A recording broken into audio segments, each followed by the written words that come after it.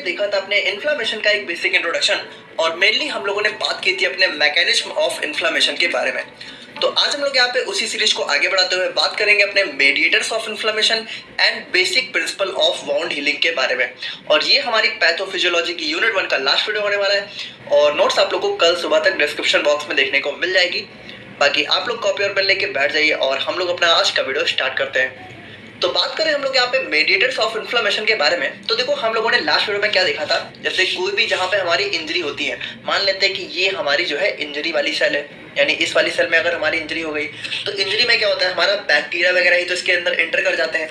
तो हमारा क्या होता है, जो भी हमारी WBCs होती हैं या फिर कह सकते हो कि जो हमारे ल्यूकोसाइट्स होती हैं, वो क्या होता है हमारे इस वाले इंजर्ड सेल के अंदर एंटर करती हैं और इस बैक्टीरिया को क्या करता है, देखो इसके अब इसको जो है हमारा WBC अपने अंदर इनगल्फ कर लेता है, यानी कह सकते हो कि निगल लेता है। और उसके बाद यहाँ पे जो हमारी WBC होती हैं, ये यहाँ पे कुछ केमिकल्स रिलीज करती हैं। ठीक है, यहाँ पे देखो, यहाँ पे हमारा क्या होता है, लाइसोसोम के भी जो भी ग्रेन्यूल्स होते हैं वो भी रिलीज होते हैं, लेकिन उसके साथ साथ हमारी WBC भी कुछ केमिकल्स यहाँ पे रिलीज करती है, जिसकी वजह से क्या होता है, एट लास्ट में बैक्टीरिया यहाँ पे किल हो जाता है, डिस्ट्रॉय हो जाता है और उसके साथ साथ हमारी सेल भी डिस्ट्रॉय हो जाती है। तो वो जो केमिकल्स यहाँ पे रिलीज होते हैं, ठीक है, जिसकी वजह से हमारा बैक्टीरिया या फिर सेल डिस्ट्रॉय होता है और जिसकी वजह से ही तो इन्फ्लेमेशन होता है। देखो जब ये सेल डिस्ट्रॉय होती है तभी तो हमें इन्फ्लेमेशन देखने को मिलता है। तो ये जो केमिकल्स होते हैं यही होते हैं हमारे मेडिएटर्स ऑफ इन्फ्लेमेशन, यानी कि यहाँ पे देखो क्या होता है, फैक्टर्स और chemicals that mediate the process of inflammation by vascular and cellular events are known as mediators of inflammation. यानी यहाँ पे देखो क्या है, जो भी ऐसे केमिकल्स होते हैं जो कि हमारे इन्फ्लेमेशन को कॉज करते हैं, यानी जिनकी वजह से ही तो इन्फ्लेमेशन देखने को मिलता है, तो वही होते हैं हमारे यहाँ पे मेडिएटर्स ऑफ इन्फ्लेमेशन। बहुत ही सिंपल है।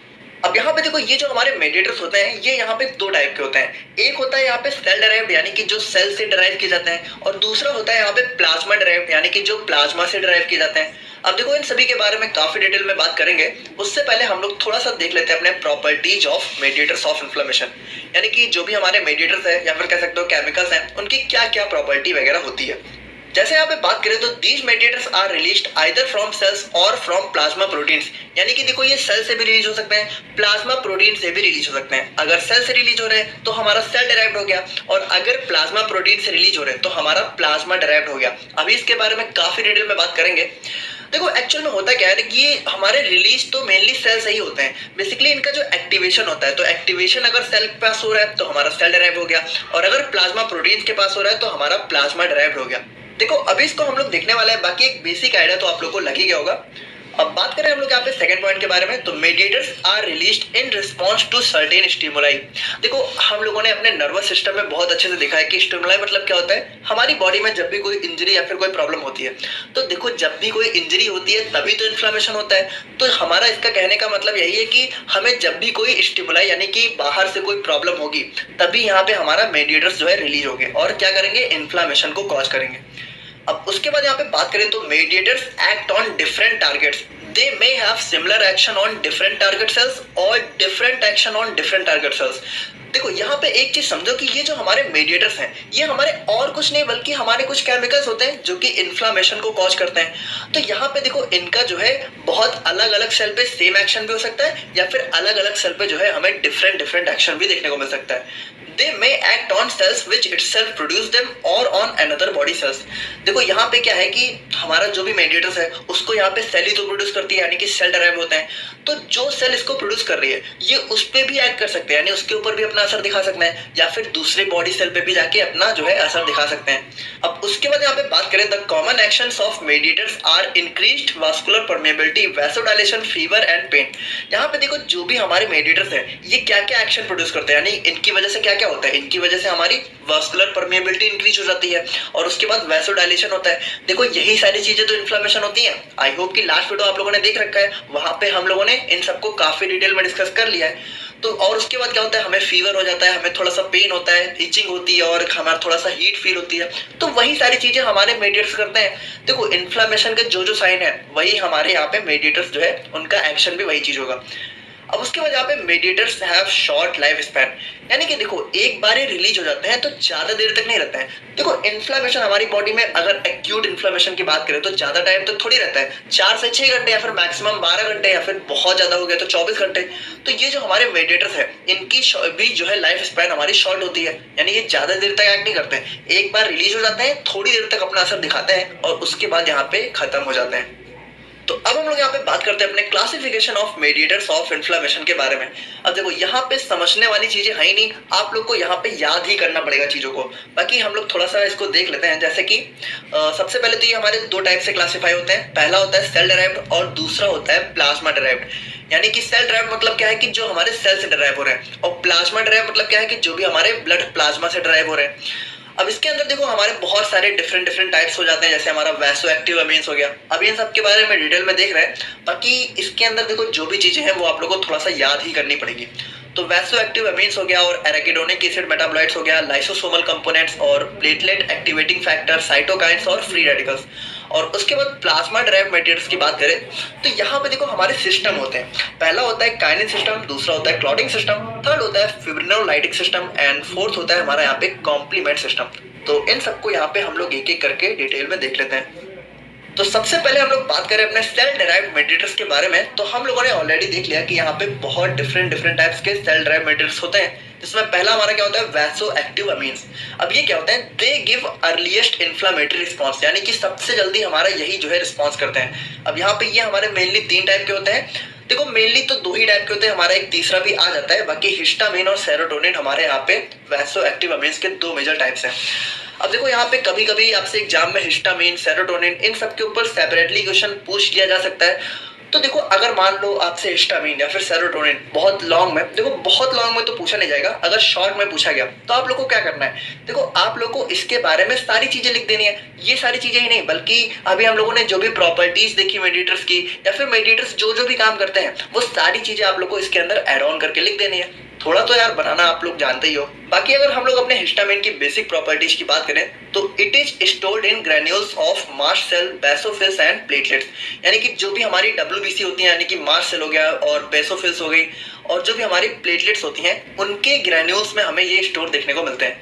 और यहाँ पे क्या होता है, they released due to heat, cold और इरिटेशन। यानी कि जब भी हमें बहुत ज्यादा हीट फील होती है या फिर कभी कभी बहुत ज्यादा कोल्ड लग रहा है, इरिटेशन हो रही है, तो हमारा यहाँ पे हिस्टामिन रिलीज होता है। अच्छा देखो यहाँ पे हिस्टामिन हो गया, सेरोटोनिन हो गया, अभी आप लोगों को बहुत नए वर्ड लग रहे होंगे, आप लोगों को लग रहा होगा क्या ही है, जबकि आप ये समझो कि आने वाले सेमेस्टर्स में आप लोगों को इसके ऊपर पूरा सेपरेट चैप्टर, पूरी यूनिट पढ़नी है। तो अभी अगर आप लोग थोड़ा सा इसको पहचान लोगे ना तो आगे जो है एकदम नया सा नहीं लगेगा। बाकी अगर हम लोग इसके एक्शन की बात करें तो हमारा ये क्या करता है, वैसोडाइलेशन करता है और वैस्कुलर परमेबिलिटी को इंक्रीज करता है और इचिंग और पेन कॉज करता है। देखो वैस्कुलर परमेबिलिटी आप लोग को पता है ना, जो भी हमारा ब्लड वेसल्स होती हैं तो उसके अंदर से जो हमारा लिक्विड का ट्रांसफर है, फ्लूइड का ट्रांसफर है, जब वो बढ़ जाता है तो उसी को हम लोग बोलते हैं वैस्कुलर परमेबिलिटी का इंक्रीज होना। बाकी सेरोटोनिन की बात करें तो it is present in cells of GIT, spleen, mast cell etcetera. यानी कि ये हमारे गैस्ट्रोइंटेस्टाइनल सेल्स में देखने को मिलती है, मास्ट सेल में देखने को मिलती है और स्प्लीन में। अच्छा स्प्लीन क्या होता है, क्या आप लोगों को याद है? आप लोग कमेंट करके बताओ स्प्लीन हमारा क्या होता है, देखते हैं किसको किसको याद है। बाकी अगर हम लोग बात करें तो they release due to injury.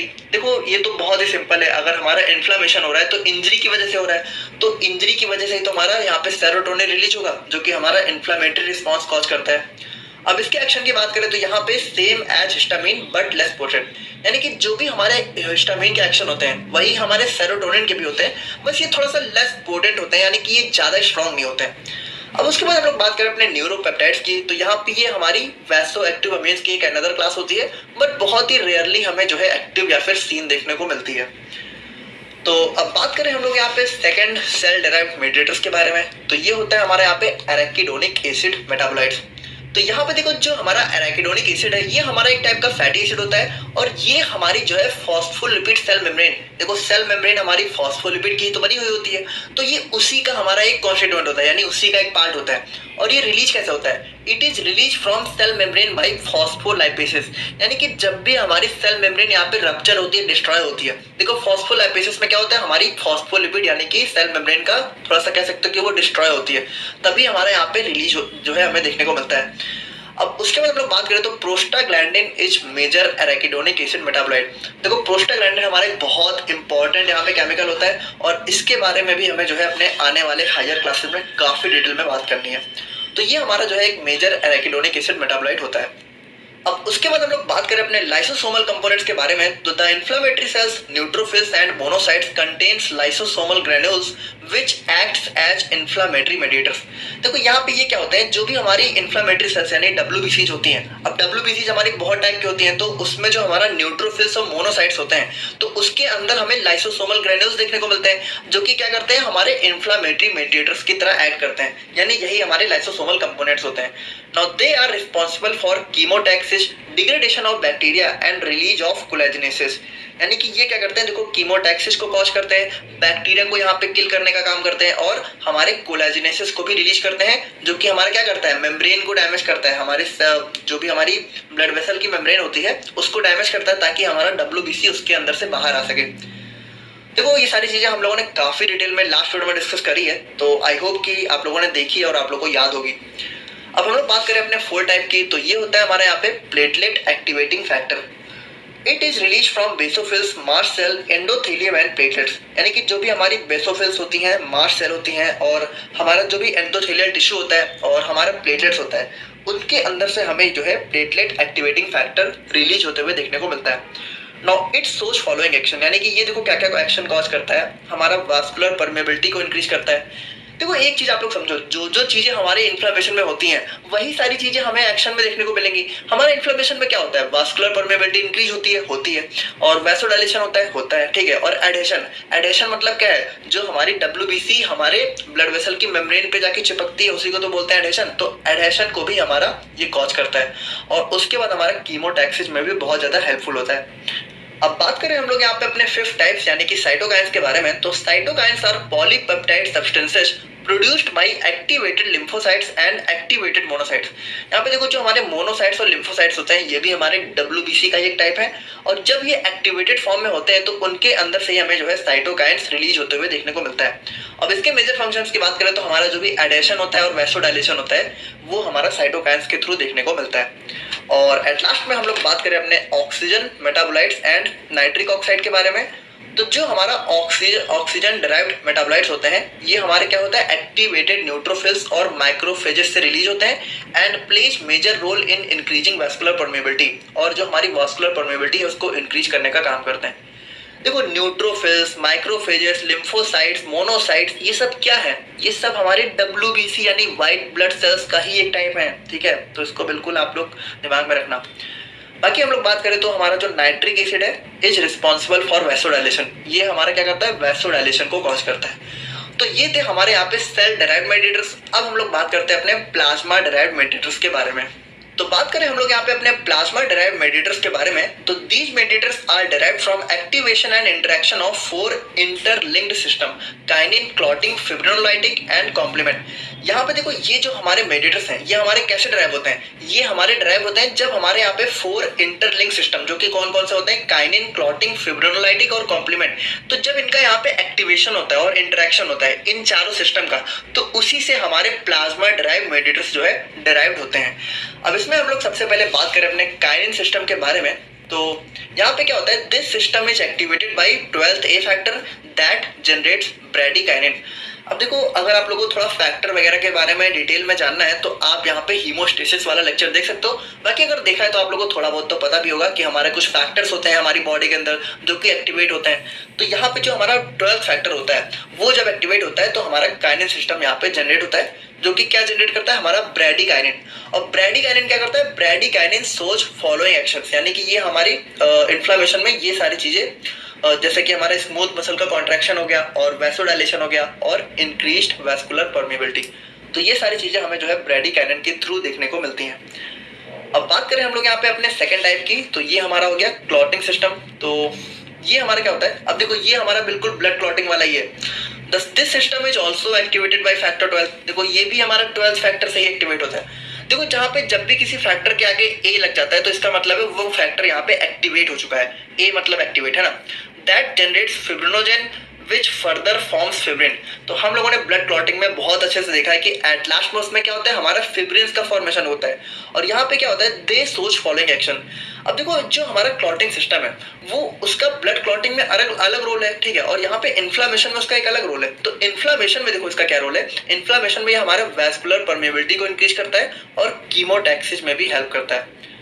अब उसके बाद हम लोग फाइनली बात करें अपने फिब्रिनोलाइटिक सिस्टम के बारे में।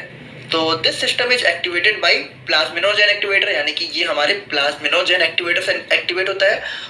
और यहाँ पे देखो ये क्या करता है, ये हमारे फैक्टर 12 को एक्टिवेट करने का काम करता है, यानी इसमें हेल्प करता है, जो कि हमारे क्या करते हैं, काइनेज सिस्टम और क्लॉटिंग सिस्टम को एक्टिवेट करते हैं। और उसके बाद हमारे यहाँ पे वैस्कुलर परमेबिलिटी को भी इंक्रीज करने का काम करता है। तो फाइनली बात करें हम लोग यहाँ पे अपने लास्ट सिस्टम के बारे में, जो कि हमारे प्लाज्मा मेडिएटर्स को ड्राइव करने में हेल्प करता है। तो ये होता है हमारे यहाँ पे कॉम्प्लीमेंट सिस्टम। अब देखो कॉम्प्लीमेंट सिस्टम यहाँ पे दो तरीके से एक्टिवेट होता है, या तो ये एक्टिवेट होगा the classic pathway of forming antigen antibody complex, यानी कि एंटीजन और एंटीबॉडी का जो कॉम्प्लेक्स फॉर्मिंग क्लासिक पाथवे होता है, या तो ये इसके थ्रू एक्टिवेट होता है, या तो ये एक्टिवेट होता है हमारा एक अल्टरनेट पाथवे होता है जिसमें हमारे नॉन इम्यूनोलॉजिक एजेंट्स जो है इन्वॉल्व होते हैं। तो इन दो तरीकों से हमारा कॉम्प्लीमेंट सिस्टम यहाँ पे एक्टिवेट होता है। और एक्टिवेट होने के बाद यहाँ पे देखो ये कौन कौन से एक्शन थ्रो करता है, हमारा हिस्टामिन को रिलीज करता है, ठीक है, मतलब हेल्प करता है, रिलीज तो कुछ और ही है। और उसके बाद यहाँ पे वैस्कुलर परमेबिलिटी को भी इंक्रीज करता है और फैगोसाइटोसिस में भी हेल्प करता है। तो आई होप कि आप लोगों को यहाँ पे मेडिएटर्स ऑफ इन्फ्लेमेशन का टॉपिक क्लियर हो गया होगा। तो अब हम लोग यहाँ पे बात करते हैं अपने basic principle of wound healing in the skin के बारे में। तो अब बात करें हम लोग यहाँ पे अपने basic principle of wound healing के बारे में, तो सबसे पहले तो आप लोग ये समझो हमारा वुंड क्या होता है। देखो जब भी हमें कोई चोट लगती है तो हमें क्या होता है, हमें कट वगैरह लग जाता है या फिर हमें छोटा मोटा घाव हो जाता है, तो उसी को हम लोग यहाँ पे वुंड बोलते हैं। और जो भी उसकी हीलिंग होती है उसी को हम लोग यहाँ पे अपने इस वाले टॉपिक में पढ़ने वाले हैं। अब देखो आप लोग को बहुत अच्छे से पता है कि मान लो अगर आपका हाथ है, ठीक है, और यहाँ पे मान लो कोई छोटा मोटा कट लग गया, फिर थोड़ा सा ज्यादा भी लग गया, तो यहाँ पे देखो क्या होता है, जैसे तुरंत जब कट लगता है तो सबसे पहले हमारे यहाँ पे ब्लड क्लॉट होता है, यानी कि ब्लड हमारा जम जाता है, जिसकी वजह से हमारा ब्लड फ्लो रुक जाता है, यानी कि ब्लड लॉस रुक जाता है। यानी यहाँ से देखो सबसे पहले क्या होता है, हमारा ब्लड बहुत ज्यादा लॉस होता है ना, तो सबसे पहले ब्लड लॉस रुकता है। और धीरे धीरे क्या होता है, विद टाइम यहाँ पे हमें जो है एक ब्राउन कलर की लेयर देखने को मिलती है। और धीरे धीरे क्या होता है, देखो धीरे धीरे ये ब्राउन कलर की लेयर भी बिल्कुल डिसअपियर हो जाती है। और जो भी हमारा हैंड होता है वो यहाँ पे क्या होता है, पहले की तरह नॉर्मल हो जाता है, यानी कि हमें पता भी नहीं चलता है कि हमें कोई चोट वगैरह लगी भी हुई थी। तो देखो उसी को हम लोग यहाँ पे देखने वाले हैं कि किस किस तरीके से ये होता है। अब देखो यहाँ पे अगर छोटा मोटा चोट होता है या फिर छोटा मोटा कट लगा होता है तो वो तो सही हो जाता है, लेकिन अगर मान लो बहुत मेजर वाउंड है ना, बहुत ज्यादा मतलब अगर इंजरी वगैरह हो गई है, तो उसको यहाँ पे देखो उसको ठीक होने में पहली बात काफी टाइम भी लग जाता है। और यहाँ पे कोई भरोसा भी नहीं कि वो यहाँ पे बिल्कुल पहले जैसा नॉर्मल ही हो। कभी कभी क्या होता है, यहाँ पे कुछ हमारा ये निशान छोड़ के चला जाता है, जिसको हम लोग क्या बोलते हैं, स्कार बोलते हैं। तो ये यहाँ पे डिपेंड करता है कि जो हमारा वुंड है वो कितना बड़ा है। अगर बहुत ज्यादा है तो यहाँ पे क्या होगा कि थोड़ा बहुत स्कार रह जाता है, और अगर नॉर्मल सा है तो नॉर्मल तो बिल्कुल यहाँ पे गायब भी हो जाता है। तो उसी को हम लोग यहाँ पे देखते हैं कि कैसे कैसे कौन कौन से फेस, कौन कौन से स्टेप होते हैं। तो wound healing is a complex and dynamic process. देखो ये हमारी थोड़ी सी कॉम्प्लेक्स होती है और डायनामिक। देखो डायनामिक का मतलब क्या है, ये हमारी कुछ दिनों तक चलती रहती है। ऐसा नहीं है कि एक दिन या फिर 2 दिन में सही हो जाता है। आप लोगों को पता है अगर कोई भी कट वगैरह लगा है तो उसको नॉर्मल होने में टाइम तो लगता ही है। तो ये हमारी एक डायनामिक प्रोसेस है ना। यहाँ पे wound is defined as any type of cut और injury which breaks the continuity of tissue. देखो यहाँ पे क्या बोल रहे हैं कि जैसे ये हमारा हैंड है और यहाँ पे देखो क्या है, हमारे टिश्यू जो है मस्त कंटिन्यू हो रही है। तो अगर हमें कोई भी कट या इंजरी लगता है, जैसे मान लो यहाँ पे कोई कट लगा, तो यहाँ पे देखो क्या हुआ, हमारा इस जगह और इस जगह की टिश्यू में कंटिन्यूटी ब्रेक हो गई, यानी ये अलग हो गया, ये अलग हो गया। तो इसी को हम लोग यहाँ पे वुंड से डिफाइन करते हैं। Now wound healing is defined as repair and regeneration of damaged tissues due to any type of injury। यानी कि इंजरी की वजह से जो भी हमारे टिश्यू डैमेज होते हैं तो उनका जो भी रिपेयरमेंट होता है, जो फिर रीजनरेशन होता है, उसी को हम लोग यहाँ पे वुंड हीलिंग के नाम से डिफाइन करते हैं। अब यहाँ पे देखो जो भी हमारे वुंड हीलिंग है तो इसके अंदर हमारे जो है 4 मेजर फेज जो है इन्वॉल्व होते हैं। पहला होता है हमारे यहाँ पे हीमोस्टेसिस, और सेकंड होता है हमारे यहाँ पे इन्फ्लेमेशन, थर्ड होता है हमारे यहाँ पे प्रोलाइफरेशन या फिर इसी को हम लोग ग्रेनुलेशन भी बोलते हैं, और फोर्थ होता है हमारे यहाँ पे रीमॉडलिंग या फिर मैच्योरेशन। तो सबसे पहले हम लोग बात करते हैं अपने हीमोस्टेसिस के बारे में। अब देखो हीमोस्टेसिस हमारा क्या होता है, हमारा जो ब्लड क्लॉटिंग होता है उसी को हम लोग हीमोस्टेसिस भी बोलते हैं। हीमोस्टेसिस यानी हीम मतलब क्या होता है, हमारा ब्लड, और स्टेसिस यानी रुक जाना, यानी कि जो हमारा ब्लड फ्लो है। जैसे कि जब भी हमें कोई प्राइमरी कट लगता है तो सबसे पहले क्या होता है, देखो सबसे पहले हमारा ब्लड फ्लो होना स्टार्ट हो जाता है, यानी ब्लड लॉस होता रहता है। तो सबसे प्राइमरी स्टेप हमारा क्या होता है? सबसे प्राइमरी स्टेप हमारा यही तो होगा कि ये ब्लड लॉस रुक जाए। तो ब्लड लॉस रोकने के लिए हमारा क्या होता है? ब्लड लॉस रोकने के लिए हमारा ब्लड क्लॉटिंग होता है, और ब्लड क्लॉटिंग को ही हम लोग यहाँ पे सेकेंड नेम में क्या बोलते हैं? हीमोस्टेसिस। तो हीमोस्टेसिस हमारा क्या है? Haemostasis is the first step of healing, यानी वुंड हीलिंग की सबसे फर्स्ट स्टेप होती है। It begins just after the injury to stop the bleeding, यानी ब्लीडिंग को स्टॉप करने के लिए होती है। In this step body activates the blood clotting system that blocks the blood loss, यानी कि यहाँ पे जो हमारी बॉडी है वो हमारे ब्लड क्लॉटिंग का एक पूरा सिस्टम होता है। तो इन सभी को हम लोगों ने अपने HEP में प्रीवियस सेमेस्टर में बहुत अच्छे से पढ़ा है। आई होप कि थोड़ा बहुत आप लोगों को याद होगा। देखो नहीं भी याद है तो कोई बात नहीं, सिंपली समझो हमारा ब्लड क्लॉटिंग का एक सिस्टम है जो कि एक्टिवेट हो जाता है, जो कि हमारे ब्लड लॉस को यहाँ पे ब्लॉक कर देता है। तो यहाँ पे जो हमारी ब्लड क्लॉटिंग है occurs by vasoconstriction and accumulation of platelets on the site of injury. देखो ब्लड क्लॉटिंग होती कैसे? जैसे मान लो यहाँ पे कोई कट लगा, तो सबसे पहले क्या होगा? हमारा यहाँ पे जो है वैसोकॉन्स्ट्रिक्शन होगा, यानी यहाँ की जो ब्लड वेसल है ये थोड़ा सा यहाँ पे सिकुड़ जाती है, ताकि जो ब्लड लॉस है वो यहाँ पे थोड़ा सा, देखो ब्लड फ्लो, अगर ब्लड वेसल कॉन्स्ट्रिक्ट कर गई तो ब्लड फ्लो थोड़ा सा कम हो जाएगा, और ब्लड फ्लो कम हो गया तो ब्लड लॉस भी कम हो जाएगा। और उसके बाद क्या होता है? Accumulation of platelets on the site of injury. तो जो हमारे ब्लड फ्लो होता है तो उसके अंदर जो प्लेटलेट्स होते हैं, तो जैसे मान लो यहाँ पे अगर इंजरी लगी है तो ये हमारे प्लेटलेट्स क्या होते हैं? इसके पास आके इकट्ठा होकर चिपक जाते हैं, जिससे क्या होता है? हमारा ब्लड लॉस जो है प्रिवेंट हो जाता है। अब बात करें हम लोग यहाँ पे अपने second step of wound healing के बारे में, तो ये होता है हमारा यहाँ पे इन्फ्लामेशन। तो इन्फ्लामेशन को ही हम लोग बेसिकली पढ़ भी रहे हैं। तो it is the second phase of wound healing and it is the defensive phase focuses on destroying bacteria and other foreign particles, यानी कि ये हमारे वुंड हीलिंग का सेकंड फेज होता है, जो कि मेनली किस पे फोकस करता है? हमारा जो भी बैक्टीरिया और वायरस है या फिर जो भी अदर फॉरेन पार्टिकल्स हैं उनको यहाँ पे डिस्ट्रॉय करने में यहाँ पे फोकस करता है, और हमारी बॉडी को एक डिफेंस प्रोवाइड करता है। The inflammatory phase is further divided into 2 सब फेसेस, यानी कि ये जो हमारा इन्फ्लामेटरी फेज होता है ये भी 2 सब फेज में डिवाइड होता है। पहला होता है हमारा यहाँ पे अर्ली और दूसरा होता है लेट। देखो अर्ली मतलब जो सबसे पहले हो रहा है, और लेट मतलब जो थोड़ी देर में हो रहा है। तो अर्ली इन्फ्लामेटरी फेज की बात करें तो यहाँ पे हमारी जो भी WBCs होती हैं, और WBCs में भी स्पेशली कौन से? न्यूट्रोफिल्स, वो क्या करती हैं? हमारे बैक्टीरिया को डिस्ट्रॉय करती हैं। और ये वाला जो फेज होता है ये हमारा 24 से लेके 48 आवर्स तक देखने को मिलता है। और बात करें हम लोग यहाँ पे अपने सेकंड पॉइंट की, तो ड्यूरिंग लेट इन्फ्लामेटरी फेज यहाँ पे क्या होता है? WBCs। अब यहाँ पे देखो WBC चेंज हो जाती है, हमारे कौन सा आ जाता है? माइक्रोफेजेस।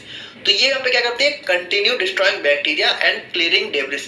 तो देखो डेब्रिस यहाँ पे क्या होता है? जब भी हमें कोई इंजरी होती है तो जो भी हमारे इन्फेक्शन वगैरह रहते हैं, फिर थोड़े से पार्टिकल्स वगैरह उसके रह जाते हैं, तो उसी को हम लोग यहाँ पे डेब्रिस बोल देते हैं। तो यहाँ पे डेब्रिस को क्लियर करने और बैक्टीरिया को डिस्ट्रॉय करने का काम हमारा यहाँ पे माइक्रोफेजेस जो है करती रहती है। और ये जो हमारा यहाँ पे ये वाला फेज होता है ये लगभग जो है 4 से 6 दिनों तक देखने को मिलता है। The cells also secreting growth factors that help in tissue repair. The late inflammatory phase often last for 4 to 6 days। अब यहाँ पे देखो ये जो हमारी सेल्स हैं ये हमारे बैक्टीरिया को तो डिस्ट्रॉय करती हैं, लेकिन उसके साथ साथ हमारे ग्रोथ फैक्टर्स को भी सिक्रेट करती रहती हैं, जो कि क्या करता है? हमारे टिश्यू को रिपेयर करने का भी काम करता रहता है। तो अब हम लोग यहाँ पे बात करते हैं अपने थर्ड फेज के बारे में, जो कि हमारा यहाँ पे प्रोलाइफरेशन या फिर ग्रैनुलेशन। तो it is the third phase of wound healing and this stage is mainly focuses on filling the wound, यानी कि देखो क्या होता है? जैसे अगर हमारा हाथ है और यहाँ पे अगर हमें कोई इंजरी वगैरह होती है तो यहाँ पे देखो थोड़ा सा एक स्पेस हो जाता है ना, तो इस स्पेस को थोड़ा सा फिलिंग करने का काम करता है, यानी कि घाव को थोड़ा कह सकते हो कि भरने का काम करता है। और उसके बाद यहाँ पे कॉन्ट्रैक्शन ऑफ वाउंड मार्जिन। अब जैसे यहाँ पे मान लो ये हमारा कट लग गया, अब अगर मान लो बहुत ज्यादा सा कट लग गया है तो यहाँ पे देखो ये मार्जिन हो जाता है ना, इस मार्जिन को भी यहाँ पे क्या करता है? कॉन्ट्रैक्ट, यानी कि थोड़ा सा सिकोड़ने या फिर कह सकते हो कम करने का काम करता है। और उसके बाद कवरिंग द वाउंड, और फाइनली हमारा इस वाउंड को जो है पूरी तरीके से कवर करने का काम भी हमारा इस वाले फेज में होता है। तो in this first granulated tissue fills the wound, then wound margins contracts and after that finally epithelial tissue started to covering the wound। यानी देखो सबसे पहले क्या होता है? हमारे कुछ ग्रेन्युलेटेड टिश्यू होते हैं जो कि हमारे वोंड को फिल करने का काम करते हैं, और उसके बाद जो हमारे वोंड मार्जिन्स है वो यहाँ पे कॉन्ट्रैक्ट हो जाता है, और आफ्टर दैट फाइनली क्या होता है? हमारा जो एपिथेलियल टिश्यू है वो यहाँ पे इसको कवर करने का काम करने लगता है। The proliferation phase is often last for 20 to 25 days। अब देखो ये हमारा लगभग 20 से 25 दिनों तक चलता रहता है, डिपेंड करता है कि जो हमारा वोंड है वो यहाँ पे कितना मतलब गहरा है या फिर कितना कम है। तो फाइनली अब हम लोग यहाँ पे बात करें अपने लास्ट फेज यानी कि रीमॉडलिंग या फिर मैचुरेशन फेज के बारे में। तो यहाँ पे देखो क्या होता है, during the maturation phase newly formed tissues gains strength and flexibility. देखो यहाँ पे क्या है, जो हमारा बोन्ड है वो लगभग यहाँ पे हील हो ही चुका है, यानी जो भी हमारी टिश्यू वगैरह डैमेज हुई थी उनकी जगह हमारी न्यू फॉर्म टिश्यू जो है जनरेट हो चुकी है। तो यहाँ पे जो न्यू टिश्यू फॉर्म होती है तो उनको इस वाले स्टेप में हमारा क्या होता है, हमारा स्ट्रेंथ मिलता है और फ्लेक्सिबिलिटी प्रोवाइड होती है, और ये हमारा बोन्ड हीलिंग का लास्ट फेज होता है। और उसके बाद यहाँ पे देखो इसमें क्या क्या होता है, जो भी हमारे कोलेजन फाइबर्स होते हैं वो रीऑर्गेनाइज हो जाते हैं, और जो टिश्यू है वो रीमॉडल्स हो जाता है, मैच्योर हो जाता है, और ओवरऑल स्ट्रेंथ यहाँ पे इंक्रीज हो जाती है। यानी सिंपली आप कह सकते हो कि अब यहाँ पे सारी चीजें बिल्कुल नॉर्मल होना शुरू हो जाती हैं, बिल्कुल पहले के जैसे। The maturation phase lasts from 21 days to 2 years depending on the type of wound। देखो यहाँ पे जैसे कि जो भी चोट है ना, जो भी इंजरी है वो कितनी बड़ी है या फिर कितनी छोटी है, उस पर डिपेंड करता है कि हमारा जो मैचुरेशन फेज है वो कितने दिनों तक लास्ट करेगा। अगर मान लो छोटा मोटा कट है तो छोटा मोटा कट बिल्कुल नॉर्मल होने में लगभग 1 महीना लग जाता है, 1 महीने में हमारा वो गायब हो जाता है। लेकिन अगर मान लो कोई बहुत मेजर एक्सीडेंट हो गया किसी का, है ना, और बहुत मेजर जहाँ पे बोन्ड है तो वहाँ पे क्या होता है, देखो उसको सही होने में काफी टाइम लग जाता है। और कुछ कुछ हमारे ऐसे बोन्ड भी होते हैं जो कि कभी भी पूरी तरीके से सही नहीं होते हैं, मतलब वो यहाँ पे कुछ ना कुछ जो है स्कार जो है छोड़ ही जाते हैं। तो ये सारी चीजें हमारी जो है बोन्ड के टाइप पे ही डिपेंड करती हैं। बाकी अगर हम लोग यहाँ पे अब अपने एक लास्ट छोटे से पॉइंट को और डिस्कस कर लें, जो कि हमारा फैक्टर्स अफेक्टिंग वुंड हीलिंग, यानी कि देखो जो हमारी यहाँ पे वुंड हीलिंग है उसको कौन कौन सी चीजें यहाँ पे अफेक्ट कर सकती हैं। तो सबसे पहले बात करें हम लोग यहाँ पे इन्फेक्शन, यानी कि अगर जो भी पेशेंट है अगर उसको मान लो पहले से ही कोई इन्फेक्शन वगैरह है तो उससे भी हमारी वुंड हीलिंग क्या है, स्लो हो सकती है। अब उसके बाद यहाँ पे बात करें अपने ब्लड सप्लाई के बारे में, तो जो भी हमारा वुंड वाला एरिया है अगर वहाँ पे ब्लड सप्लाई थोड़ी सी स्लो है तो क्या होगा, हमारे वुंड हीलिंग में टाइम लगेगा। और अगर ब्लड सप्लाई वहाँ पे बहुत अच्छे से हो रही है तो यहाँ पे जल्दी से हीलिंग हो जाएगी। और अगर मान लो हाइपोक्सिया वगैरह की प्रॉब्लम है, यानी कि ऑक्सीजन की सप्लाई कम है, तब भी वुंड हीलिंग में टाइम लग जाएगा। और एज भी यहाँ पे बहुत ज़्यादा मैटर करती है। जो भी यंगस्टर्स होते हैं तो उनके अंदर यहाँ पे रीजनरेशन और हीलिंग वगैरह बहुत जल्दी होती है, जबकि जो भी ओल्ड एज के हो जाते हैं तो उनके फंक्शंस वगैरह क्या होते हैं, काम करना थोड़े से स्लो कर देते हैं, तो उनके अंदर हीलिंग भी बहुत स्लो होती है। और अगर मान लो जो भी पेशेंट है अगर उसको डायबिटीज है तो डायबिटीज यानी शुगर में आप लोग को पता है कि कुछ भी अगर वुंड हीलिंग होती है या फिर कुछ भी हीलिंग वगैरह की जो जनरेशन होती है तो वो बहुत स्लो हो जाती है। तो डायबिटीज पेशेंट है तो भी वुंड हीलिंग बहुत स्लो हो जाएगी। और अगर जो भी पेशेंट है अगर वो अल्कोहल टोबैको वगैरह कंज्यूम कर रहा है तो उस केस में भी यहाँ पे वुंड हीलिंग थोड़ा सा अफेक्ट हो जाती है। तो आई होप कि आप लोगों को यहाँ पे वुंड हीलिंग का टॉपिक समझ में आ गया होगा। बाकी अगर कोई डाउट है तो आप लोग कमेंट करके बताना, और मिलते हैं हम लोग यहाँ पे नेक्स्ट वीडियो में। Thank you so much.